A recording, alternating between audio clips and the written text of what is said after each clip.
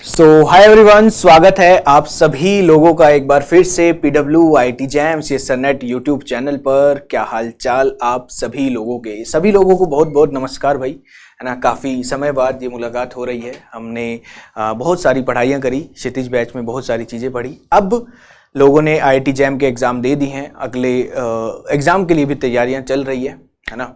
जिन लोगों का बहुत अच्छा हुआ एग्ज़ाम उन लोगों को बहुत बहुत शुभकामनाएं, और जिनका नहीं हुआ उनके लिए भी कोई दिक्कत नहीं है। आगे बहुत सारे मौके हमारे पास आने वाले हैं, जिसमें से एक मौका आपका CUET है ना, जो अभी और ऑप्शंस हमारे पास बचे हुए हैं ना। जब सिचुएशन ऐसी आ जाएगी अब क्या करें, तो ये देखा करो अब क्या है हमारे पास, है ना। ऑप्शंस क्या है हमारे पास, तो ऑप्शंस अब और यूनिवर्सिटीज़ हैं, IITs NITs के अलावा भी हमारे देश में बहुत अच्छी अच्छी यूनिवर्सिटीज़ हैं जहां पर हम मास्टर्स के लिए जा सकते हैं। तो ये वीडियो वहीं उसी चीज़ के लिए होने वाली है। वो जो एग्ज़ाम होता है उसके PYQs को हम डिस्कस करेंगे, है ना। CUET जो एग्ज़ाम है PG वाला, उसके PYQs केमिस्ट्री को हम डिस्कस करने वाले हैं। बहुत अच्छी अच्छी यूनिवर्सिटीज़ है भाई हमारे पास, Delhi universities, JNU, BHU, Hyderabad university. ये काफ़ी अच्छी अच्छी, मतलब कि बहुत लोग दिल्ली यूनिवर्सिटी को प्रायोरिटी देते हैं, है ना। तो हम इस एग्ज़ाम को भी एक सीरियस नोट पे टारगेट कर सकते हैं। जिन्हें हल्की सी भी शंका है कि जैम में क्या होने वाला है, वो हर बच्चा ये वाला एग्ज़ाम जरूर देगा, है ना, जरूर देगा। और जो लोग जस्ट ट्रायल के लिए भी जा रहे हैं तो वो भी ये वीडियो जरूर देखें, और जो लोग किसी भी एग्ज़ाम की तैयारी कर रहे हैं वो भी देखें भाई, क्योंकि अल्टीमेटली क्वेश्चंस हैं, क्वेश्चन को टैकल करना है, सोल्व करना है। आप जो भी क्वेश्चन आपकी स्क्रीन पे आएगा उसको एक बार खुद ट्राई करने की कोशिश करेंगे, है ना। हम क्वेश्चन डिस्कस करेंगे, और ये क्वेश्चन 2021 के हैं, उसके क्वेश्चन है ये, है ना। यहाँ पर 2021 का जो CUET का पेपर है उसके हमारे पास ये क्वेश्चन है। पहला क्वेश्चन क्या कहता है, हर बच्चा ट्राई करेगा, है ना, 1 मिनट के लिए रोक कर जरूर ट्राई करेगा। और भी आगे इसके PYQ लेके आएंगे, है ना, और भी सेशंस लेके आएंगे। अभी जस्ट एक पार्ट आपके सामने आया है, ऐसे ही हम इसको आगे भी कंटिन्यू करेंगे। अगर आप इसको अच्छे से एक बार देखो, समझो किस तरीके से काम होगा। कॉन्सेप्ट्स की भी बातें करेंगे, कॉन्सेप्चुअल वीडियोस भी लाया जाएगा, वो भी चीजें चलेंगी, सारी बातें होंगी। पहला क्वेश्चन आपकी स्क्रीन पे क्या कहना चाह रहा है, for the following coordination complexes, this complex and this the highest conductivity is expected for. कहां पर पढ़ते हैं हर क्वेश्चन, जब भी कोई भी क्वेश्चन स्क्रीन पर दिख रहा है, पहला काम क्या होना चाहिए कि किस जगह से है, किस चैप्टर के किस जगह से है। ये कोऑर्डिनेशन केमिस्ट्री के वर्नर थ्योरी में एक बातें बताई जाती हैं कि भैया एक ये जो कॉम्प्लेक्स है, मान लो ये वाला मैंने कॉम्प्लेक्स लिया है, कोबाल्ट है, NH3 का थ्राइस है, और NH3 का 6 है, NH3 का क्या है 6 यहां पर हमने लिया, और यहां पर Cl3 है। तो ये आयोनाइज होकर आपको क्या मिलेगा, कोबाल्ट NH3 6, और यहां पर 3 पॉजिटिव एंड 3 Cl नेगेटिव। तो टोटल कितने आयंस मिले मुझे, टोटल आयंस की अगर मैं बात करूं तो बच्चे यहां पर मुझे 4 आयंस मिल रहे हैं। जितने ज्यादा नंबर ऑफ आयंस होते हैं उतनी ही ज्यादा कंडक्टिविटी होती है। इसमें 4 आयंस मिलेंगे, इसमें कितने आयंस मिलेंगे, इसको अगर आयोनाइज करते हो आप तो कैसे लिखोगे, NH3 5 Cl, यहां पर +2 एंड 2 Cl नेगेटिव। तो यहां पर आप देख पा रहे हो 1 आयन और 2, ये 3 आयन टोटल मिल रहे हैं, मगर इधर 4 आयंस मिले थे पहले में। यहां पर मुझे 4 आयंस मिलेंगे यहां पर। और देखो इस एग्जाम में थोड़ा सा हमें हाथ हमारा थोड़ा सा तेज चलाना है। PYQs जरूर सोल्व करो, है ना। PYQs जितने मिल रहे हैं, जहां से मिल रहे हैं, आप उसको सोल्व करने की कोशिश करो। इधर कितने आयंस होंगे, इधर भी 3 ही आयंस होंगे। एक यहां पर कैसे टूटेगा भाई, यहां पर टूटेगा आपका कोबाल्ट NH3 का 5, एंड यहां पर Br हमारे पास है, और इधर 2Br नेगेटिव हमने लिया। यहां पर भी 3 आयंस, और ये तो अकेला ही है, तो इधर 3 आयंस और वहां पर 4 आयंस। तो कंडक्टिविटी किसकी ज्यादा होगी, A ऑप्शन की ही कंडक्टिविटी होगी। हम क्या कर रहे हैं, हम CUET के PYQ डिस्कस कर रहे हैं, प्रीवियस ईयर क्वेश्चन डिस्कस कर रहे हैं, जो एक जरिया है चीजों को तैयार करने का। हां, अगर मैं बात करूं जैम के लेवल से थोड़ा सा कम रहता है, मगर वास्ट है, थोड़ा सा अंदर जाके क्वेश्चन आते हैं। तो इसके लिए कुछ चैप्टर्स ऐसे जो हम जैम में कभी नहीं पढ़ते, वो क्या है, जैसे कि NCERT की एक वो बातें कर लेना, थोड़ी सी पॉलीमर्स वगैरह देख लेना, एक वो केमिस्ट्री इन एवरीडे लाइफ है, उसको थोड़ा सा हल्का बहुत एक बार देख लेना, वो बातें यहां पर आ जाती है। बाकी आपने जैम अगर तैयार अच्छे से कर रखा है तो CUET के क्वेश्चंस में आपको दिक्कत नहीं आएगी, इतना आप जान लो। और आपको थोड़ा सा बस रिवीजन पे ध्यान देना है। क्वेश्चन क्या कहता है, the calculated magnetic movement in Bohr magnetons for this. Calculated अब क्या कर सकते हैं यहां पर हमारे पास क्रोमियम है +3 ऑक्सीडेशन स्टेट। सबसे पहले ऐसे लोगों के लिए वैलेंस इलेक्ट्रॉन को निकालना जानिए। वैलेंस इलेक्ट्रॉन कितने होंगे भाई यहां पर, अगर हम बात करें सर, क्रोमियम की इलेक्ट्रॉनिक कन्फिगरेशन होती है D5S1, 3 इलेक्ट्रॉन उड़ा दिए गए हैं, तो एक S से गया और इससे गया, यानी कि 2 इससे गए, D3 इलेक्ट्रॉनिक कन्फिगरेशन आई।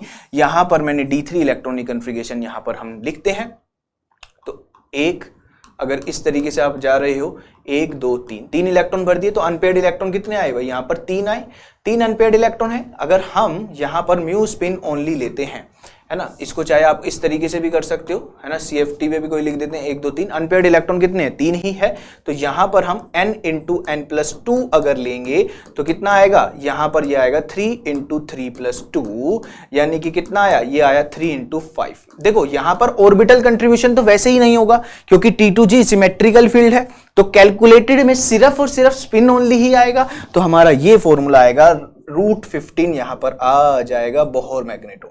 अब ये सोल्व कैसे होगा, ध्यान रखो, √16 आपको पता है कि 4 होता है, तो √15 4 से थोड़ा सा कम होगा सर, 4 से थोड़ा सा कम, यानी कि लगभग 3.88 के आसपास होगा। C will be the right answer. Clear है, चले आगे, चलिए ये भी क्वेश्चन केमिकल बॉन्डिंग से, ये भी सब कुछ पढ़ाया। अगर कोई क्षितिज बैच की भी यहाँ पर बच्चे हैं जो देख रहे हैं, उनको भी, है ना, कई लोग कहते हैं कि CUET के लिए भी आप प्लीज, मैं आपको रेकमेंड करूंगा, ये मेरी पर्सनल आपको सजेशन है, कोई भी किसी भी सब्जेक्ट का हो, ऑब्वियसली यहाँ तक कोई इतनी वीडियो तक पहुंचा है वो केमिस्ट्री के ही है हमारे प्यारे प्यारे बच्चे, तो भैया आप जितना जैम में पढ़ा है ना उनको रिवीजन करो। जैम में जो गलतियां हुई है उनको दोहराना नहीं है, रिवाइज करो, मैक्सिमम रिवाइज करो, अपनी गलतियों से ना सीखो। मेहनत देखो हमें ही करनी है। एक अच्छा कॉलेज एक बार मास्टर्स में मिल गया तो भी हमारे पास और भी ऑप्शंस हैं, आगे जाके भी हमारे पास बहुत सारे ऑप्शंस हैं। जो IIT में जाएगा उनके पास भी उनको भी गेट देना है, आपको भी गेट देना पड़ेगा, नेट देना पड़ेगा, हर किसी को गेट नेट तो देना ही है। तो अब आपका जो ऑप्शंस होता है, या तो आप ड्रॉप कर रहे होगे या ड्रॉप नहीं कर रहे होगे, और मैं आपको ये रेकमेंड करूंगा कि अगर आपको दिल्ली यूनिवर्सिटी और ये सब मिल रहे हैं, हाँ कई लोगों का होता है कि नहीं भाई IIT ही चाहिए, तो ठीक है ड्रॉप मान लिया, मगर प्लीज इस एग्जाम को भी दीजिए। दिल्ली यूनिवर्सिटी हो गया, BHU हो गया, ये काफी अच्छी यूनिवर्सिटीज हैं हमारे पास, जिसमें डायरेक्ट, है ना, आपको काफी हेल्प मिलती है रिसर्च पॉइंट ऑफ व्यू से। जो लोग PhD करना चाहते हैं उनको भी, और वैसे भी बहुत नाम है भाई, है ना, ऐसे मत समझना इनको कि, मैंने तो कई ऐसे नॉन लोग हैं जिन्होंने जैसे कि IITs, जो नीचे वाली IITs होती है, जो काफी उस रैंक पे मिल रही होती है, मतलब कि 500-600 रैंक पे मिल रही होती है, उनको छोड़कर लोग DU में आए हुए हैं, ऐसे भी लोग जानता हूं भाई मैं, और ऐसे कई लोग हैं। तो प्लीज एक बार इस एग्जाम को भी इज्जत दीजिए।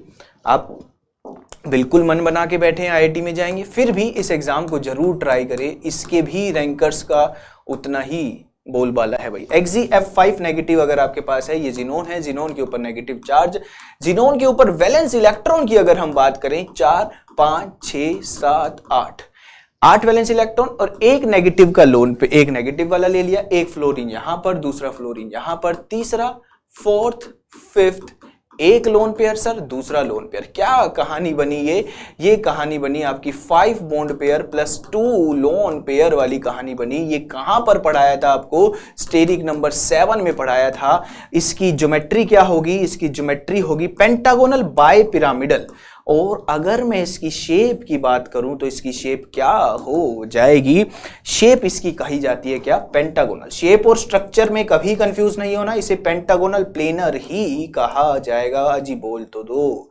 हाँ या ना, क्लियर है। तो अगर हम यहां पर बात करें, ये जिनोन है, यहां पर फ्लोरीन है, ये फ्लोरीन है, यहां पर फ्लोरीन है, ये फ्लोरीन है, और ये फ्लोरीन है। इस तरीके से देखो, रिवीजन आप वही करो और बस PYQ लगाओ, ये तैयारी हो सकती है। बहुत लोगों के पर्सनल मैसेजेस भी देखे हैं मैंने कि सर CUET को कैसे टारगेट करना है। जो पढ़ा है उसको रिवाइज करो और PYQ लगाओ। PYQ लगाते लगाते आपको पता लगेगा कि अच्छा ये और ऐड कर सकता हूं मैं अपनी CUET की तैयारी में, फिर उसको ऐड कर लेना, है ना। स्टार्ट तो करो यार, स्टार्ट तो करें। ये एक स्ट्रक्चर है, इसका नाम क्या है, इसका नाम आप बोलते हो पेंटागोनल प्लेनर। तो कहां है भाई हमारे पास पेंटागोनल प्लेनर, ए ऑप्शन क्या हो जाएगा यहां पर, सही जवाब हो जाएगा। चलिए आगे भाई, नेक्स्ट क्वेश्चन देखते हैं। क्वेश्चन क्या कह रहा है भाई, pick out a correct molecule that has stereochemically, question में उम्मीद करता हूं आपको सही दिख रहा हो भाई, स्टीरियोकेमिकली इनएक्टिव लोन पेयर्स पूछे हैं इलेक्ट्रॉन के, कहां पर सर स्टीरियोकेमिकली इनएक्टिव बैठे हैं सर, ऑप्शन के आगे तो आप खड़े हो गए हो सजकर देखो यहां खड़े हो जाते हैं, कोई इशू नहीं है। देखो यहां पर आपके पास स्टीरियोकेमिकली इनएक्टिव, याद करो कहां पर पढ़ रहे थे, 6 बॉन्ड पेयर 1 लोन पेयर पे ये बातें करी हैं, सब कुछ पढ़ा हुआ है, सब कुछ चर्चा की हुई है, बस अप्लाई करना है। कई बार हम बहुत अच्छी पढ़ाइयां करते हैं, बस अप्लाई नहीं करते। तो ये वीडियोस भी, क्वेश्चंस को देखना भैया बहुत ज्यादा जरूरी है, ये बात मान के चलो, क्वेश्चंस को देखना, जानना, समझना बहुत ज्यादा जरूरी है।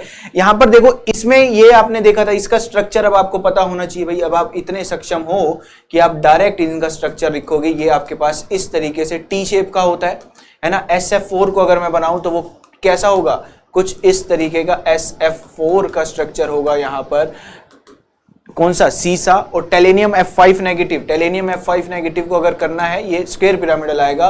टेलेनियम के पास कितने वैलेंस इलेक्ट्रॉन, 6 वैलेंस इलेक्ट्रॉन है, एक नेगेटिव चार्ज आपके पास हो गया, यानी कि 7। टेलेनियम कहां का है भाई, ऑक्सीजन के बड़े बड़े बड़े बड़े भैया, यहां पर फ्लोरीन, यहां पर फ्लोरीन, यहां पर फ्लोरीन, यहां पर फ्लोरीन और यहां पर फ्लोरीन। सर ये बन गया आपका क्या, 5 bond pair plus 1 lone pair यहां पर बन गया। इसको क्या कहा जाता है, अब ये तो एक्टिव ही लोन पेयर है, क्योंकि ये लोग एक्टिव क्यों हैं, क्योंकि ये ज्योमेट्री में पार्टिसिपेट कर रहे हैं, स्टीरियो को बिगाड़ रहे हैं, स्टीरियो को कुछ ना कुछ चेंज कर रहे हैं, तो ये लोग stereo chemically active lone pair के केस हैं। 5 bond pair 1 lone pair, geometry क्या कहते हैं इसकी, ज्योमेट्री ऑक्टाहेड्रल कहते हैं। शेप भैया ऐसा कोई एग्जाम आपको, ये CUET में तो पक्का ऐसे क्वेश्चन आपको दिखते ही है। शेप का नाम क्या हो गया, स्क्वायर पिरामिडल, है ना। ऐसे क्वेश्चन आपको CUET के एग्जाम में तो जरूर दिखते हैं, चाहे आप CUET के एग्जाम देखो, DUET के भी आप देख सकते हो ना, ऑब्वियसली वो भी आते ही हैं उसके,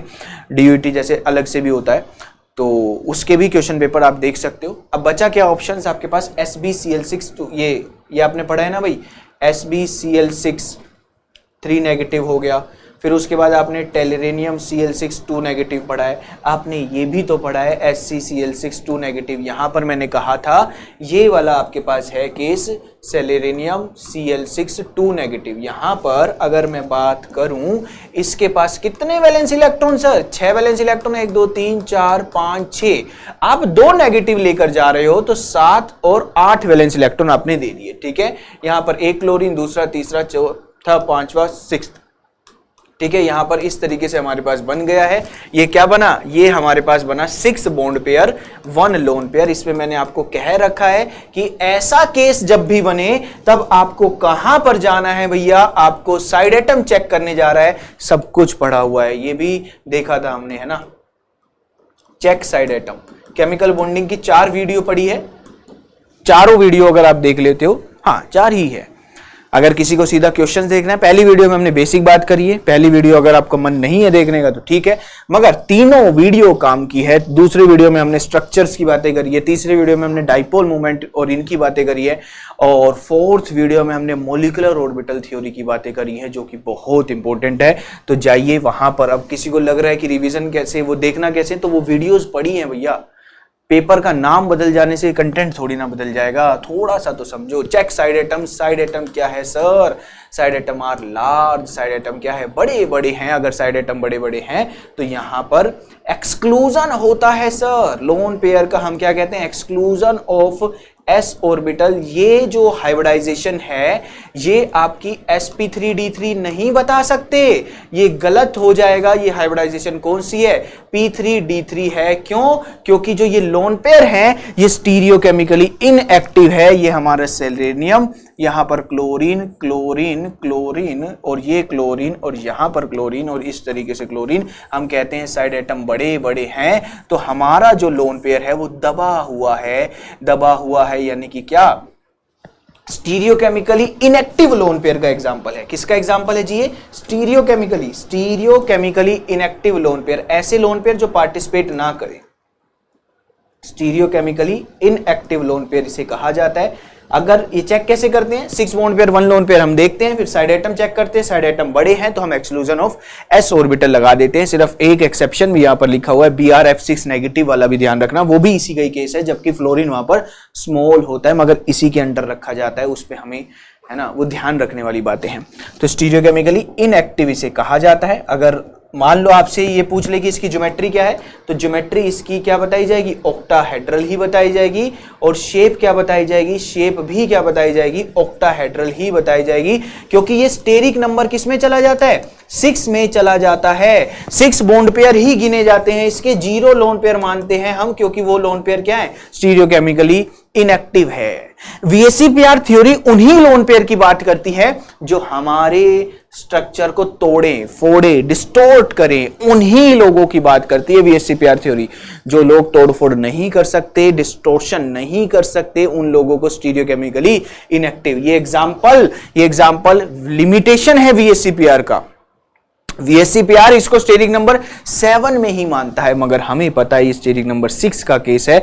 इसकी ज्योमेट्री और शेप क्या है, ऑक्टाहेड्रल है। और मजे की बात यह है कि लोन पेयर होने के बावजूद भी ये ऑक्टाहेड्रल बोला जाएगा, डिस्टोर्टेड ऑक्टाहेड्रल। मान लो डिस्टोर्टेड और परफेक्टली ऑक्टाहेड्रल में से एक आया तो कई लोग सोचेंगे कि सर यहां पर लोन पेयर हैं तो डिस्टोर्टेड बता देते हैं। नहीं भाई, वो लोन पेयर का काम ही नहीं कर रहे हैं यार, वो लोन पेयर तो स्टीरियोकेमिकली इनएक्टिव हैं। तो इन्हें अगर लिखना ही है तो ऑक्टाहेड्रल, और डिस्टोर्टेड और परफेक्टली में से लिखना है तो परफेक्टली ऑक्टाहेड्रल हम बोलेंगे। बोलो हाँ या ना। डी इसका आपका क्या हो जाएगा, आंसर हो जाएगा। क्लियर है भाई, चलें आगे। ये क्वेश्चन देखा हमने, अगले क्वेश्चन पे बढ़ते हैं। नेक्स्ट क्वेश्चन आपको क्या कहना चाह रहा है, ये है नेक्स्ट क्वेश्चन, सिंपल सा ही लग रहा है। The crystal field stabilization energy for weak field octahedral D6 complexes. Question यहां पर आपको आराम से, बस एक गलती नहीं करनी है, गलती बिल्कुल भी नहीं करनी है। जब उसने चीजें मेंशन की उसे क्वेश्चन को 2 बार हमेशा पढ़ो।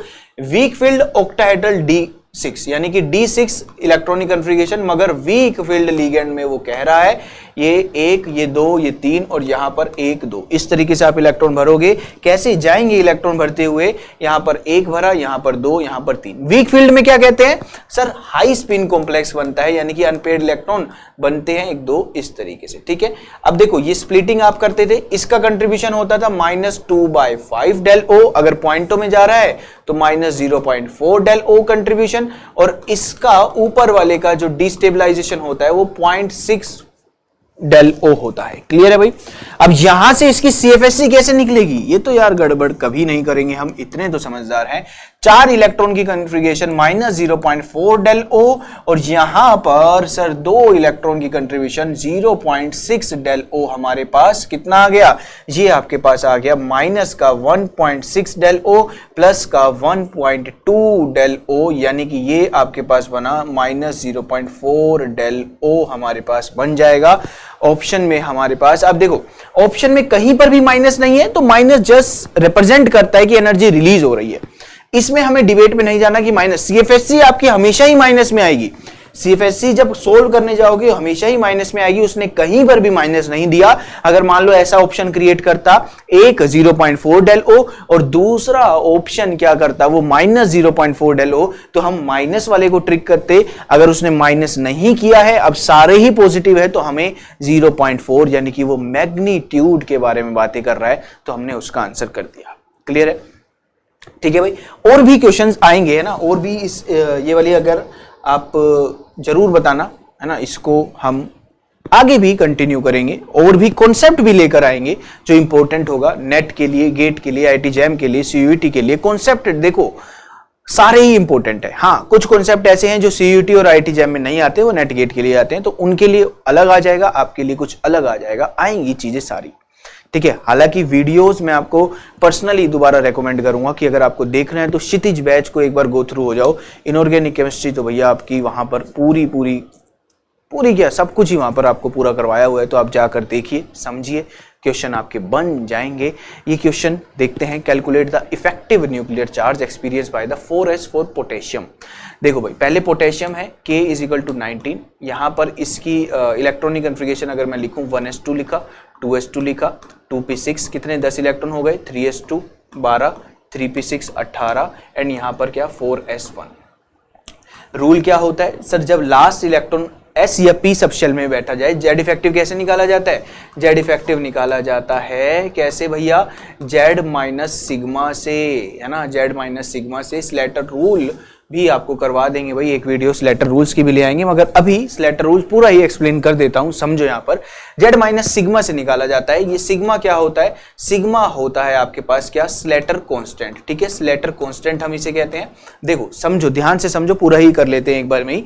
सिग्मा होता है स्लेटर कांस्टेंट। सिग्मा का रूल होता है अगर लास्ट इलेक्ट्रॉन एस या पी में बैठा हो, लास्ट इलेक्ट्रॉन एस या पी में बैठा हो तो हम कैसे करते हैं, और जेड क्या है, एटॉमिक नंबर है, उसके लिए रूल है 0.35 number of electron present in, कहां पर प्रेजेंट होगा, number of electron present in n shell. N shell में कितने इलेक्ट्रॉन प्रेजेंट है, उसका कंट्रीब्यूशन 0.35। अभी आगे और एक लाइन बताऊंगा, 0.85 कंट्रीब्यूशन किसका जी, नंबर ऑफ इलेक्ट्रॉन प्रेजेंट कहां पर, ये प्रेजेंट होगा n-1 शेल में, n-1 शेल में यहां पर, और 1 कंट्रीब्यूशन होगा, प्लस 1 कंट्रीब्यूशन होगा रिमेनिंग इलेक्ट्रॉन का, किसका भाई, रिमेनिंग इलेक्ट्रॉन का कितना कंट्रीब्यूशन होगा, 1 कंट्रीब्यूशन होगा। ये एक रूल है जब लास्ट इलेक्ट्रॉन कहां पर बैठा होगा, एस या पी सब शेल में बैठा होगा। अब लास्ट इलेक्ट्रॉन कहां पर है, एस में बैठा हुआ है, तो उसके लिए ये रूल लगेगा। अब इसको कैसे यूज करना है, यूज करना बहुत इंपॉर्टेंट है। पहले हम इलेक्ट्रॉनिक कॉन्फ़िगरेशन लिख लेते हैं। यहां पर 1s2 है, 2s2 है, 2p6 है, 3s2 है, 3p6 है, और यहां पर क्या है आपके पास 4s1 है। मैं इसको क्या करता हूं, शेल वाइज डिवाइड कर लेता हूं। ये मेरे पास क्या हो गया, ये हो गया n शेल। वहां पर आपने देखा था ना कि 0.35 कंट्रीब्यूशन है number of electron present in n shell. n shell क्या होगी सर, इसमें दिक्कत आती है। देखो हमने एक इलेक्ट्रॉनिक कॉन्फ़िगरेशन लिखी, जो हाईएस्ट प्रिंसिपल क्वांटम नंबर आ रहा है वो आपकी n शेल हो जाएगी। मान लो ये जाता 4s1 4s2 हो जाता, फिर आपका ऐसे चल के 5 हो जाता, 6 हो जाता, तो मान लो 6th शेल तक गया तो n वहां पर 6 हो जाएगा, n-1 क्या हो जाएगा, 5 हो जाएगा। ये n शेल हो गई, तो n-1 शेल कौन सी हो गई यहां पर, ठीक है, ये क्या हो गई, n-1 शेल। अब ऐसा मत समझना 3p6 के बाद मैं 3d भर दूंगा, नहीं भाई, 3d और 4s में पहले 4s भरा जाता है। ये कौन सिखाता है हमें ये बात, अफबो भाई साहब ने हमें ये बात बताई थी, बहुत अच्छे से, बहुत प्यार से वो समझा के गए थे। और यहां पर ये क्या हो गया जी, रिमेनिंग इलेक्ट्रॉन हो गया सर। इसे क्या नाम दे दिया जाएगा, रिमेनिंग इलेक्ट्रॉन इसको नाम दे दिया जाएगा। तो अगर हम सिग्मा की बात करें, सिग्मा क्या आएगा, 0.35 इलेक्ट्रॉन, कितनों का, कितने क्वेश्चन, कितने इलेक्ट्रॉन है वहां पर, 1। क्या मैं यहां पर 1 ले सकता हूं, या फिर मैं यहां पर 0 लूं। सर आपने अभी पहले बोला कि वहां पर number of electron in n shell, तो n में तो एक इलेक्ट्रॉन है, आप 0 क्यों ले रहे हो, आइए समझते हैं। बच्चा एक बहुत इंपॉर्टेंट बात यह है कि जो सिग्मा है, स्लेटर कांस्टेंट है, ये किसको सिग्निफाई करता है, पहले तो इसका सिग्निफिकेंस क्या है, ये सिग्निफाई करता है, signify, it signify what, signify the inner electron repulsion. ये इनर इलेक्ट्रॉन रिपल्शन को सिग्निफाई करता है। ध्यान से कान खोलकर एक छोटी सी बात सुनो। हमारे पास ये मान लो फर्स्ट, ये न्यूक्लियस है, ये फर्स्ट शेल हमने कही, शेल वाइज लिखते हैं, ये सेकंड शेल और ये थर्ड शेल, ठीक है, और ये क्या है, फोर्थ शेल। ये सेकंड हो गया, ये थर्ड हो गया, ये फोर्थ हो गया। फोर्थ में कितने इलेक्ट्रॉन है, एक इलेक्ट्रॉन है। यहां पर ये न्यूक्लियस क्या कर रहा है, इससे ऊपर जेड इफेक्टिव निकाल रहा है। हम एक के ऊपर जेड इफेक्टिव निकाल रहे हैं, समझो ध्यान से, इस तरफ देखो, ये एक के ऊपर आप जेड इफेक्टिव निकाल रहे हो।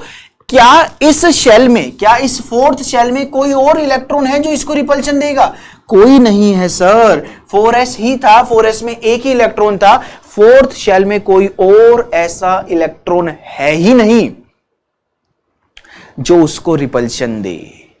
अगर कोई ऐसा इलेक्ट्रॉन है ही नहीं जो उसको रिपल्शन दे, तो हम क्या कहेंगे कि भाई 0.35 इंटू में 0। अभी एक और एग्जांपल लेके और क्लियर कर देंगे, और यहां पर 0.85 कितनों का आ जाएगा, ये आपके पास है 8 इलेक्ट्रॉन। यहां पर 8 इलेक्ट्रॉन का कंट्रीब्यूशन, n-1 का कंट्रीब्यूशन होता है 8, और रिमेनिंग इलेक्ट्रॉन का कितना कंट्रीब्यूशन, 10, 1 कंट्रीब्यूशन। 10 इलेक्ट्रॉन है टोटल, तो 1 कंट्रीब्यूशन ले दिया, समझो भाई, है ना। थोड़ा सा एक और एग्जांपल ले लेंगे तो और चीज समझ में आ जाएगी। कभी भी कोई चीज समझ में ना आए तो उसको हल्का सा पीछे रिवाइंड किया करो, है ना भाई। बढ़िया बढ़िया गाने के लिरिक्स कई बार समझ नहीं आते, तो उसको भी सुनते हो ना, इसे भी सुनो आराम से। यहां पर ये 6.8 हो गया, यहां पर ये 10 हो गया, और यहां पर इसका सिग्मा हमने कितना कह दिया 16.8। अब आंसर में ये मत करके आना जेड इफेक्टिव कितना आएगा, जेड इफेक्टिव 19 माइनस 16.8 यानी कि 19 माइनस 17 होता तो 2 आता, 0.8 और जोड़ दो 2.2 आंसर करके आना।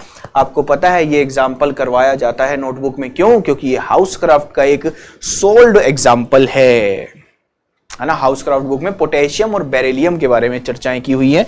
चलो एक एग्जांपल और ले लेते हैं, थोड़ा सा और क्लियर हो जाएगा। मान लो यहां पर मैं नाइट्रोजन का ले लेता हूं, चलो एक और ले लेते हैं बेरिलियम, क्योंकि ये भी बुक का ही है तो डायरेक्ट क्या पता इसकी भी आ जाए। अगर मान लो इसकी इलेक्ट्रॉनिक कन्फिगरेशन लिखूं मैं 1s2 2s2, सबर करो, सबर से सब कुछ सीखा जाता है। एक बार पहले इसको देख लो और फिर एक बार हमने लिया 1s2 यहां पर, ये 2s2, ठीक है। ये कब लगेगा रूल, जो अभी अपने रूल पढ़ा है वो कब लगेगा, when last electron present in s और p सब शेल। तो यहां पर हमारे पास नाइट्रोजन को डील करते हैं, लास्ट इलेक्ट्रॉन कहां पर बैठा है, p में बैठा है। सबसे पहले इसकी n शेल डिवाइड कर लो, ये क्या है, पूरी n शेल है। कोई भी महान बहुत महान इंसान ऐसी गलती नहीं करेगा कि भाई उसने 2p को कह दिया n शेल और 2s को कह दिया n-। अरे ऐसा भेदभाव क्यों, ऐसी गलती क्यों भाई। 2 सेकंड शेल पूरी ही क्या है, आपकी एक शेल है ना, 2s और 2p तो सब शेल है, यहां पर हम सेकंड को हमने n शेल कह दिया और ये आपके पास क्या हो गया, उससे एक कम शेल यानी कि n-1 शेल।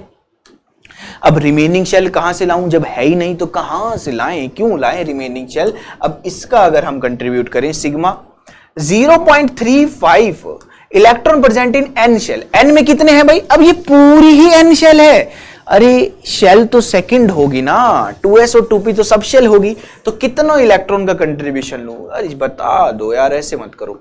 ये आपके पास क्या है, फर्स्ट शेल है, ये आपके पास है सेकंड शेल है। इसके ऊपर 2 इलेक्ट्रॉन, इसके ऊपर 5 इलेक्ट्रॉन, 2s के 2 और 2p के 2, 5 इलेक्ट्रॉन हमने ऐसे भर दिए। क्लियर है जी, समझिए एक बार प्लीज समझिए, पेन मत चलाइए, आराम से सुनिए।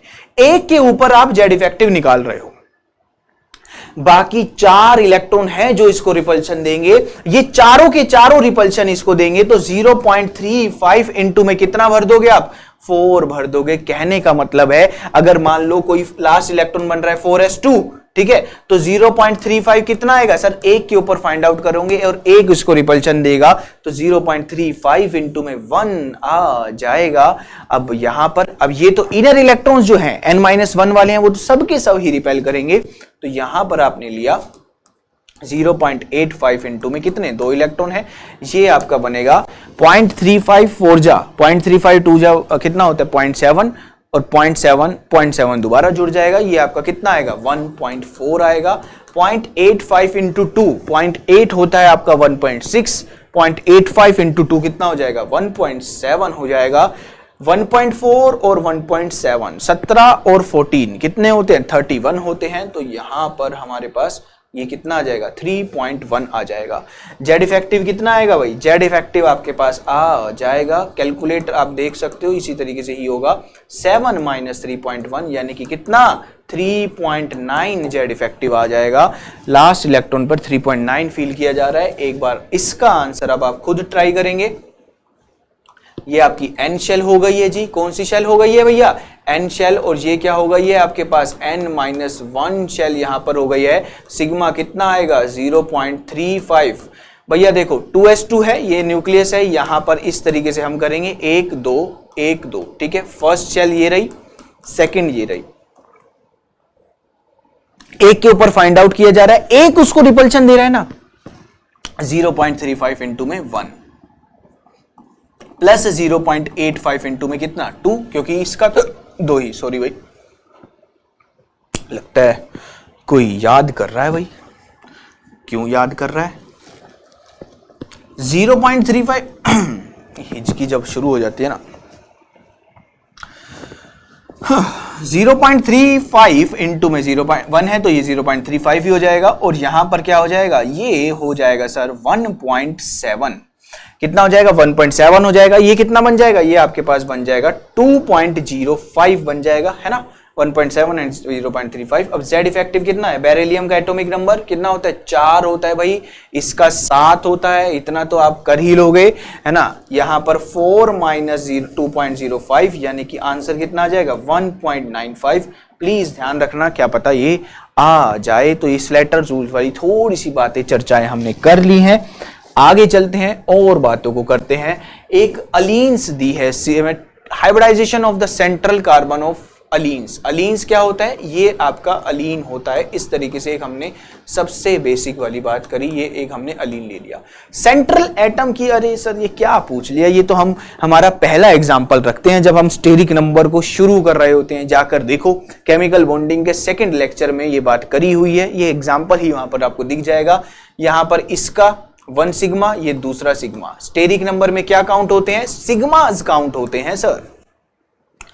पाई की चर्चा करना स्टेरिक नंबर में क्या है? बहुत ही ज्यादा गलत बात है। तो स्टेरिक नंबर कितना हो गया? 2 सिग्मा हो गए, यानी कि यहां पर स्टेरिक नंबर 2 आ गया। 2 का मतलब 2 ऑर्बिटल इन्वॉल्व sp हाइब्रिडाइज। कोई आपको कह रहा है कि इसका स्टेरिक नंबर बताओ टर्मिनल कार्बन का, टर्मिनल कार्बन का अगर पूछ लेता तो 1 सिग्मा। अब देखो ये कार्बन 2 बॉन्ड बना रहा है मगर 1 पाई है, तो 1 सिग्मा ही काउंट होगा। 1 सिग्मा को काउंट किया, ये दूसरा सिग्मा और ये क्या हो गया? तीसरा सिग्मा। तो अगर इस कार्बन की हम बात करें तो steric number of terminal carbon की अगर मैं बात करता हूं तो वो कितना आ जाएगा जी? टर्मिनल कार्बन का आ जाएगा सर, वो बना रहा है 3 सिग्मा। स्टेरिक नंबर में हम क्या काउंट करते हैं? ध्यान रखना, स्टेरिक नंबर में हम काउंट करते हैं bond pair plus lone pair, और बॉन्ड पेयर क्या हो? वो सिग्मा बना रहा हो, ध्यान रखना, पाई नहीं भाई। तो यहां पर 3 आया स्टेरिक नंबर टर्मिनल कार्बन का, यानी कि 3 और sp2 हाइब्रिडाइज। तो इसका आंसर क्या आ जाएगा? इसका हमसे सेंट्रल का पूछा है तो सेंट्रल कार्बन तो आपका क्या है सर? sp हाइब्रिडाइज है। डी ऑप्शन क्या हो जाएगा? सही जवाब हो जाएगा। चलिए भाई आगे देखते हैं। इसके बाद हमारे पास क्या है, एक बार उसकी चर्चा कर लेते हैं। नेक्स्ट क्वेश्चन जो है वो आपके पास ये है, based on molecular orbital theory the highest occupied molecular orbital for B2। Okay, हमारे पास होमो के बारे में क्वेश्चन है।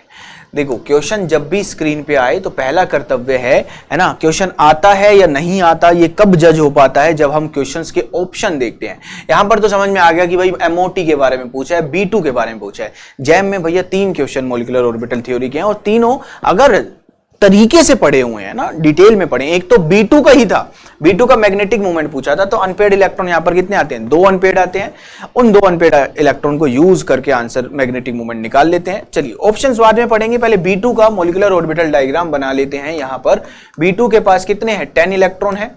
10 इलेक्ट्रॉन है, जिसमें से हम कहते हैं 8 हम नीचे भर चुके हैं। कहां पर सर? नीचे का मतलब कहां? यहां बोर्ड के नीचे नहीं जी। Sigma 1s, sigma star 1s, sigma 2s और सिग्मा स्टार 2s में हम 8 इलेक्ट्रॉन भर चुके हैं। आइए आगे की बात कर लेते हैं। यहां पर हमारे पास ये क्या हो गया? इस तरीके से हम बात करेंगे। ये आपके पास हो गया 2px, यहां पर 2py और यहां पर क्या? 2pz। ठीक है, इस तरीके से हम आगे लेके जाएंगे। अब B2 10 इलेक्ट्रॉन है, 14 इलेक्ट्रॉन से कम है, तो ये sp मिक्सिंग का केस है गुरुजी। sp मिक्सिंग यहां पर हम लेंगे। sp मिक्सिंग में सिग्मा ऊपर चढ़ जाता है, पाई नीचे जाता है, ये ही बात ध्यान रखनी थी। ये इस तरीके से जाएगा। ठीक है, ये बेसिक से एग्जांपल है। ये क्या है आपका? पाई 2px, पाई 2py। ठीक है जी।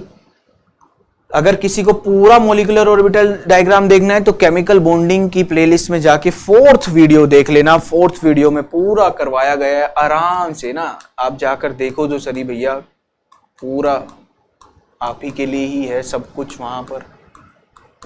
ठीक है, इलेक्ट्रॉन भरते हैं। 8 इलेक्ट्रॉन में से हम 10 इलेक्ट्रॉन में से 8 हम नीचे भर चुके हैं।